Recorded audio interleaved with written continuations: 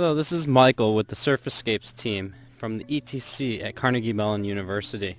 We are showing our current demo for our Surfscapes project, where we have built a proof of concept of Dungeons & Dragons for the Microsoft Surface table. What you're seeing now is our first screen, which is for character registration. In the character registration screen, a player registers their control object, which is where their user interface comes from, along with the miniature that they'll be using for the game. They also get to select a custom color that helps them keep track of their miniature. On the Dungeon Master screen, we have story slides built in. This is where a Dungeon Master is allowed to do a PowerPoint-style presentation to set the narrative for the story that they're trying to tell. Get out of the tavern, you just rush after the orcs. You realize that the orcs are running in the forest, and you lose their track. Okay, let's get them orcs. On the world map, with a special control object, the Dungeon Master is able to move the map around and show the players where they are coming from and where they're going to. Just a little forest in the north, and then you hear some orcs. They're near a cave. So you guys are like... Once they go to the battle screen, the first thing that happens is the Dungeon Master selects starting tiles. This is where the players must put their miniatures before combat begins. There's two minions there at the cave, but you're not sure if there's any other guys around or not. Also from the Dungeon Master's screen, the DM is able to put down NPCs. Once combat begins, the players roll for initiative. We've also added feedback so that players know what they've rolled and how the math was calculated. We still plan to have a potential for manual dice input through the Dungeon Master screen if players want to roll their regular dice. The Dungeon Master is able to control non-player characters from his screen, which is networked to the laptop for the Dungeon Master. Heard you were coming and start coming close, but you're far away, so he just gets a tactical position if he can. Yo, Volny, you are the mage, let's go. The players control their characters through their control object. This is where their user interface is. It shows what powers they can do and has information about those powers. But still you're a strong guy. You hit the guy, it's bloody, but... Here you see that the Dungeon Master screen is updating the hit points of the non-player characters. You hear a guy stepping in.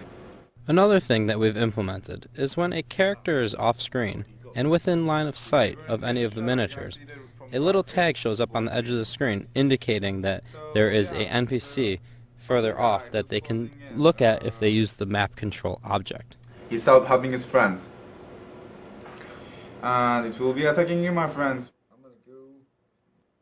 As you can see on the Dungeon Master screen, it updates immediately on any moves that are made by the players on the Surface table. This allows the Dungeon Master to plan out his next moves for the non-player characters. You hear the guy, he's just rushing out and coming in front of you.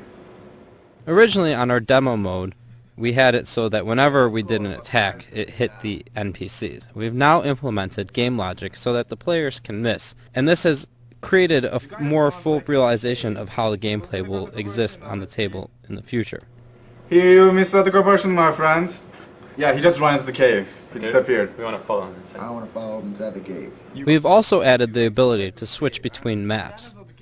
Now the Dungeon Master can have multiple maps so that they can really tell the story that they want to tell. Hey guys, sorry I'm late. Where were you, my friend? I had some work to do, sorry about that. Okay, just register your character and let's start. We've also implemented the feature that players can register a new character in between battle screens. This allows for somebody to start playing if they've showed up late to the party. Get your ranger. In the cave level, because there are lots of walls, it can show how the line of sight and fog of war feature really enhances to the drama of the game. Why you just turn the corner? There's an orc there. One significant change that we made, we realized for combat, it was much easier to put an independent user interface on a target as opposed to having players confirm their targets from their original user interface. This has helped with the flow of the game significantly. You just see someone coming from the behind. Yeah, they're like hidden all over the place. Go on, mage, what do you think? You can burn your friend if you want. On the user interface, it dynamically updates both the player's hit points and it also shows what actions they have remaining. It's alright, I can probably take it. I still have 23, I'll probably be alright. You can see the red things. Sorry, man. That's worth it. No hard feelings this time. Maybe you'll miss me. As you can see here, the players targeted both 2 non-player characters as well as one of the player characters, and has to roll his attack individually for each one. 18! We've also considered in the future adding options for non-rolling mechanisms, so the player, if they so choose, can just have the table automatically calculate all their attacks to streamline the game even further.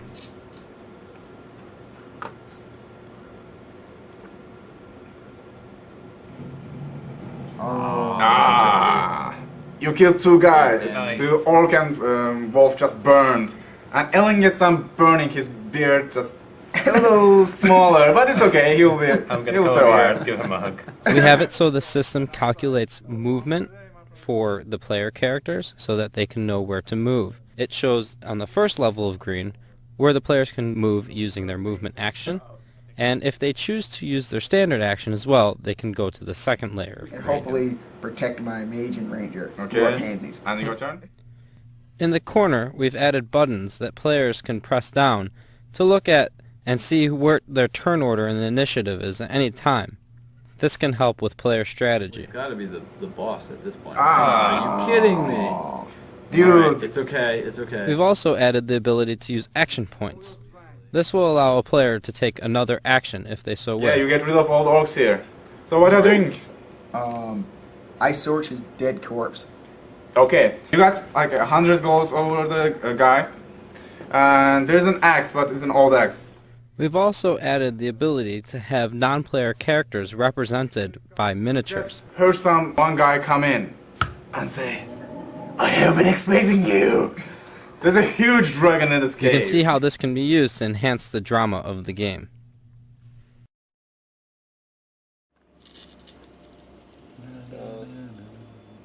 One.